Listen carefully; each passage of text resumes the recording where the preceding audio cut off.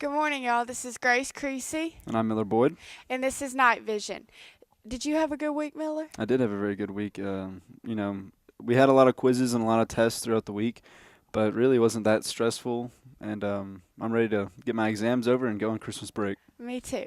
Okay, so for today we have Will Kell talking to Cam Richardson and Matthew Graham with our first ever Sacred Heart debate team, and we're going to talk about how it started and anything about that. And then we also had L.A. Woodard come to the school this week, and he talked with the school, and Will Walker will be interviewing him. He was a 16th round draft pick by the New York Mets. And we also have the pleasure of having Representative Jimmy Eldridge come and be interviewed by Will Walker and talk to us about his race for mayor and just how he got there and stuff like that. But first, Miller will tell you about our exam schedule next week. All right, everybody. Exams are coming up, so be sure to study over the weekend. I can't stress that enough. We might be out of school the following Monday, but it's not for sure. It just depends on the weather, which Breezy Bray will give us here in a minute. But as of the exam schedule, it's same as it was a week ago. We have Tuesday, we have the first and second period exams. They start at 8:15 and they will go until about 11 o'clock. And there's a short break in between both exams. Then we'll move on to Wednesday, which is third and fourth. Then on to Thursday, which is fifth and sixth. And then finally on Friday, we have our last exams. And then everybody is free to go and spend time with their family and put up Christmas decorations and whatever you do. Thanks, Miller. Thanks, Grace. I'm Will Kale with Sacred Heart Night Vision here with Cameron Richardson and Matthew Graham, who started the debate team. Now, how did the debate team get started? Well, at my previous school, I was part of the debate team there, and I enjoyed it a lot. And when I went to Sacred Heart, I talked to some of the students about the debate program, and I talked to our principal, Ms. Kale, and I realized that a lot of people were really interested in starting a debate program. So I asked Matthew about it, and he was and he really wanted to go to this tournament that I had already been working on at my previous school. So I heard you just got done with the competition. What was the topic of the competition? It was on the price caps of the pharmaceutical industry. And what's that all about? So basically, a huge argument right now in the American political climate is that drug prices are really high and people can't get their medication. So basically, we argued the pros and cons of putting price controls, capping the prices you can spend or pay for your medication. And I understand this is one of the first competitions. How well prepared do you think you were, especially for your first one and one of your first few ones? Well, coming in far into the topic, I feel like I was well prepared with where I was, but it definitely taught me a lot going into the competition. Our aim going into this tournament wasn't to be the best team there. Again, we're starting this up. It's going to take a lot of time to get a full-fledged debate program going and even a forensics program when the time comes. So we didn't come to win. This is about my third tournament to go to. And I think given the collective experience among us, which wasn't that much compared to most of the competition, I think we did really well and held our own at the tournament. What do you think this debate team means for the future of the school moving forward? It can help all the students understand different political aspects and just grow the school in a different way that we haven't experienced yet. And in addition to that, creating a debate program could just be a stepping stone to a new type of program. It's not just, we don't have to just stick to the debate here. The forensics program that we were a part of, these forensics tournaments, are not just debate. There's a lot of drama and theater intermixed with it, and I know this could really coexist with the drama program and really help improve the school's opportunities as a whole. All right, well, thank you, guys. Back to you, Grayson Miller. Thank you, Will Kell, for your interview with the debate team. It's always nice to know what's going on around school, especially with our clubs and other teams that we have involved here at Sacred Heart. But now we'll be moving on to Will Walker with his interview with Jimmy Eldridge, who is running for mayor. Hi, this is Will Walker with Sacred Heart Night Vision. I'm with Mr. Jimmy Eldridge, and he will be running for mayor in this coming up election. Mr. Eldridge, what are some why are you running for mayor? What make you uniquely qualified for this? position? Well, I have a real passion for leadership of our country, our state, and our community. And I had the opportunity early in life to run for county commission, my first elected office. And I ran for county commission, served on a local county commission, learned the ropes of local government, and had the opportunity to run for state representative in the state of Tennessee. And I've spent 16 years in the Tennessee General Assembly, and out of those 16 years, the last 10 I've been a chairman of a full committee. And I've always been in the leadership role in the General Assembly. So it's a learning process. And now I'm ready to take the experience I've learned at the local government level, at the state level, and bring that energy, that knowledge home to the city of Jackson, and use that experience and what I've learned to continue to move Jackson forward. I love this community. I love Jackson, Tennessee. I was born in Jackson, Tennessee, and want to see it continue to prosper. So what are some things that you're going to do for Jackson, especially for people our age? Well, one of the things, a challenge that we have in our community here is trying to, naturally get our young people educated and send them out into the workplace. But unfortunately, a lot of our young people, they go off to college and they don't return. They end up in other cities. So what we want to do is create a good environment here in our community, and I've got a vision for that, to create an environment to keep our young people coming back here. And, you got to hear the whole statement I make here, and I heard Governor Haslam say this in his first day of the state address to the General Assembly when he first got elected. He said, it's not the responsibility of government to create jobs. And when you first hear that, you think, well, it is a responsibility. But what he was really saying, it's not the responsibility of government to create jobs. It's responsibility of good government to create the environment to create the jobs. So we want to create a good environment in our community here, develop a good workforce, and the whole feature of our community, our local city, our state, our nation, is the feature of our young people. You're the future leaders of our country. And I want to do all I can as a leader in keeping good leadership here and keep the young people in our community. We're very blessed in our community here to have the schools that we have here, the public schools, the private schools, the homeschool group out there. There's a lot of different groups out there, but also have the colleges of higher education. We're real fortunate to have Union University here.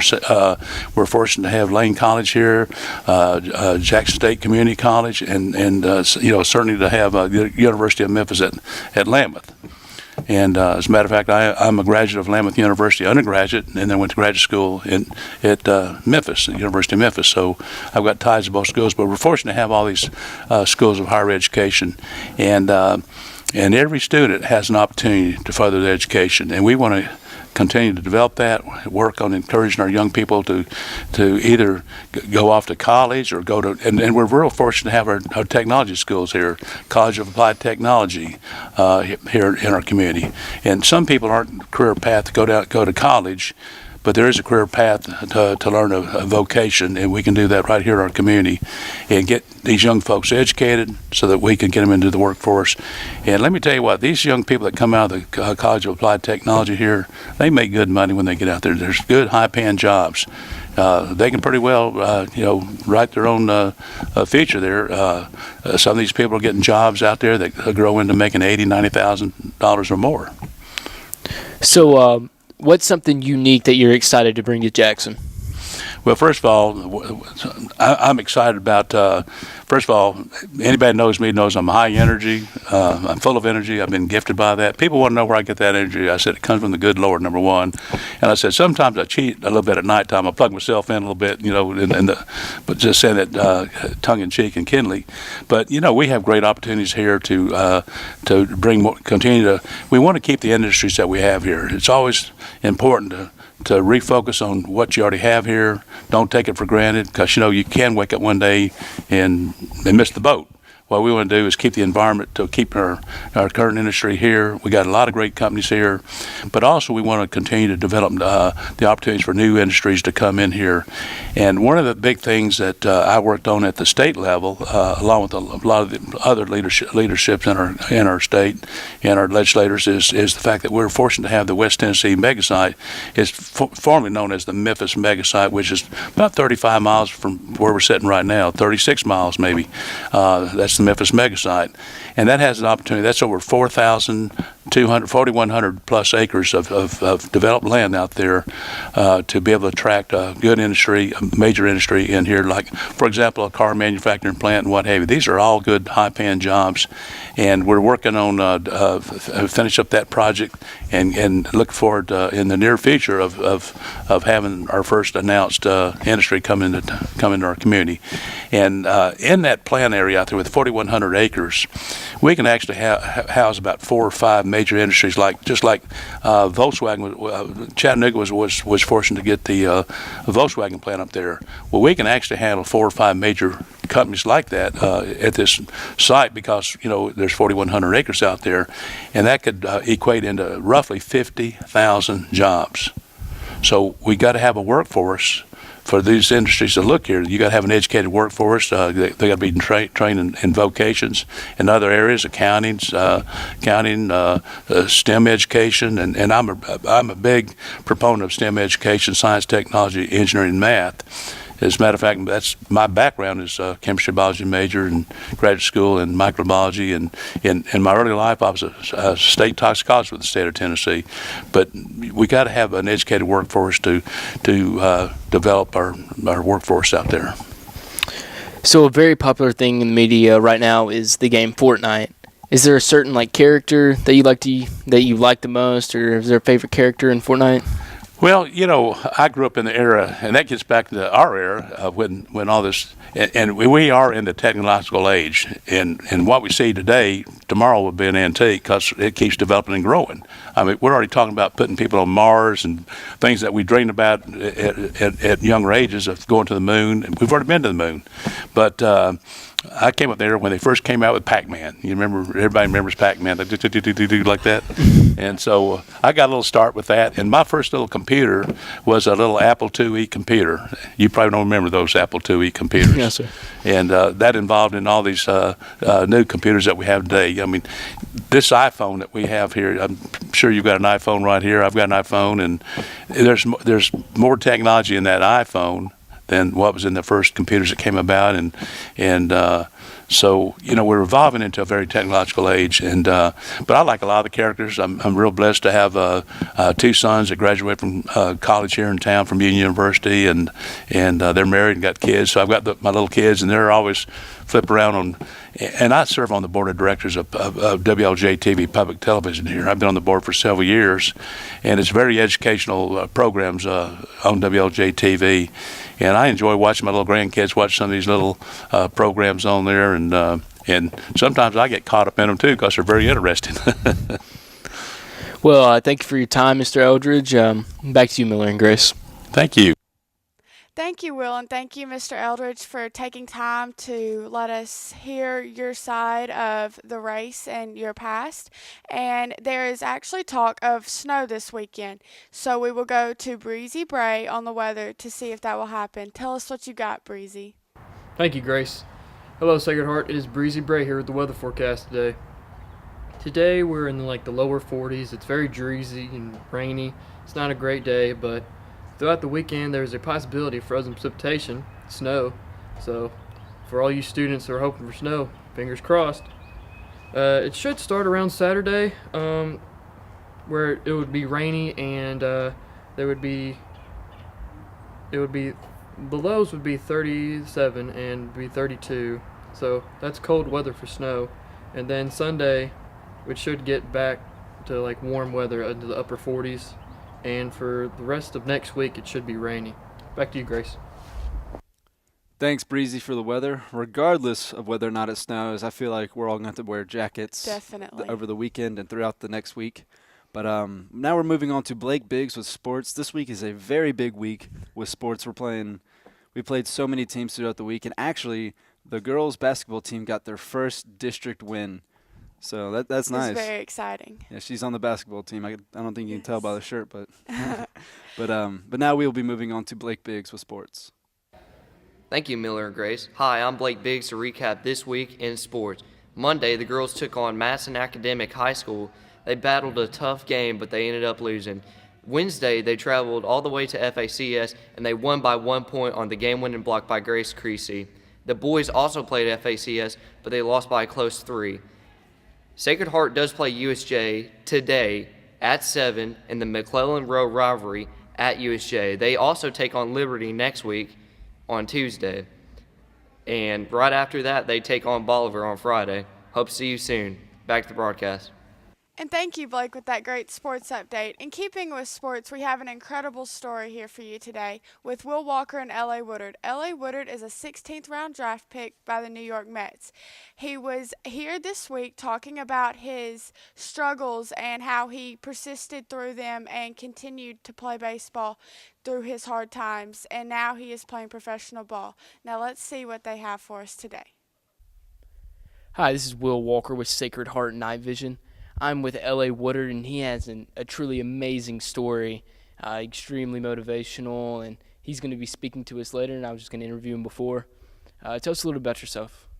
I would say that baseball for me started at a very young age, and before I really knew what I was getting myself into. Been playing since I was 3, a lot of trials and tribulations, but in the end, I had a good high school career. Went junior college, went 1 year at MTSU, and after that, obviously, I got drafted. So, a lot of stories, a lot of things throughout the way that you'll learn more about today. So, tell us a little bit about yourself in high school.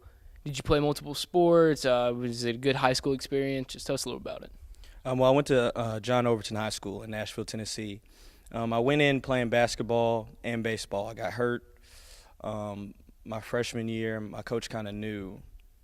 Playing basketball, my baseball coach kind of knew that baseball is what I needed to do, so we had a talk, and he told me kind of just to shut it down. But overall, my high school experience was good. I went to a pretty big high school and had a lot of friends and got a lot of exposure. So after not receiving a D1 baseball scholarship, were there any thoughts of giving up, or did you just know you persevere? Like, what was going through your mind after that?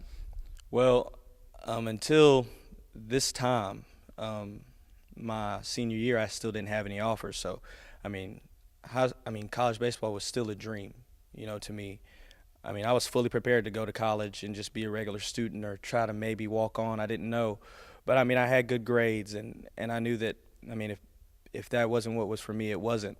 So up until this time, I was just going to be a normal college student. So was there any change in your work ethic after not having any offers or going to a JUCO? Was there any change in your work ethic? I would say that the funny part about it is I didn't even think of it as working hard. It was just fun. My mom always would complain when she would take me to baseball practices in middle school and high school, and I'd have to get there 2 hours early. And she'd come to pick me up, and I'd stay an hour or so late. It was just fun to me. And then, looking back at it and understanding, I've always worked hard, so it was nothing new. When I got to the next level, I was still on that same path of working hard. Were there any major influences that you had in your life that pushed you to get to the next level and then to where you are today? I would say the main one would probably be my brother, and he went to the same high school as me, and he played basketball, and I saw how hard he worked going to the gym with him, and it was bred into me doing that. And then also Mookie Betts went to my high school, and he's been a big impact on my life, and just kind of seeing me and him kind of go through the same things, and definitely I still reach out and we're still in contact. He's definitely a big motivator for me. So what are some messages that you were hoping that we're going to pick up from your speech today? I want y'all to get that I was in the same position as you guys. There's no difference between me and you, and it's just about hard work, and then there's also struggles. Like you're gonna go through things, and you live and you learn. And I want y'all to dream big, dream as big as I did, but remember the execution within those dreams. It's one thing to dream, but it's another thing to actually work hard for it. Well, thank you for your time. This is a truly inspiring story, and it's just going to be a great message. And once again, thank you. Thank you. Before we end today's newscast, I just wanted to give a quick thank you to the two men who work behind the camera every opportunity that they have, and that's Jake Kell and Will Mingledorf. We wouldn't be able to shoot the videos that we have uploaded on YouTube for you guys if it wasn't for them, operating the camera, knowing when to switch and everything. Will Mingledorf has really strived in the behind the scenes perspective of this whole broadcasting program. So I just want to thank them for everything that they do for us, as well as Chuck Walker and Mr. Schultze for, leading us into this great broadcasting program. And we also want to thank you guys for being here and watching with us. And we want to wish you a great and restful Christmas break with your families and friends. I'm Grace Creasy. I'm Miller Boyd. And this is Night Vision.